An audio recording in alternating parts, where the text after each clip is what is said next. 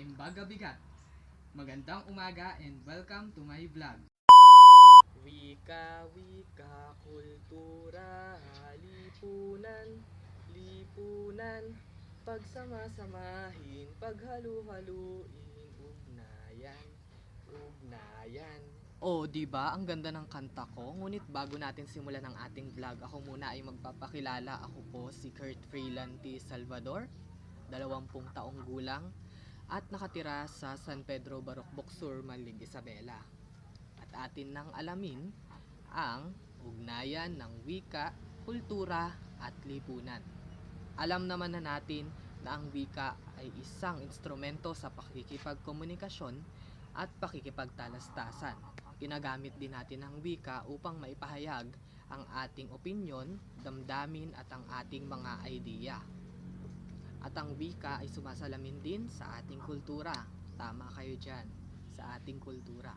Dahil ang wika ay ang nagsisilbing daan upang magkaroon ng pagkakakilanlan ang isang tao at makilala rin ang ating mga tradisyon at mga paniniwala. At sinasabi rin nila na ang wika at kultura ay magkabuhol. Tama naman kayo dyan. Ang wika at kultura ay magkabuhol talaga dahil ito ay sumasalamin sa ating identidad at pagkakakilanlan. At kapag nawala ang ating wika, syempre mawawala din ang ating kultura. Mawawalan tayo ng tradisyon at mga paniniwala at iba pa.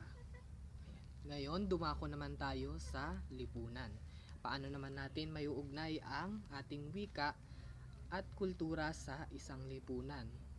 Syempre sa modernong panahon ngayon, maraming nagbago.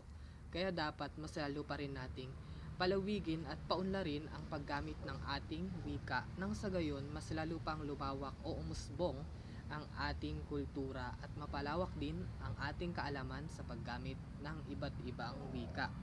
Katulad na lamang ng paggamit natin ng tama sa social media. Ayan. Gamit ang ating wika, mas lalo pa nating maibabahagi sa iba't ibang bansa o sa ibang mga tao ang ating pagmamahal sa ating wika.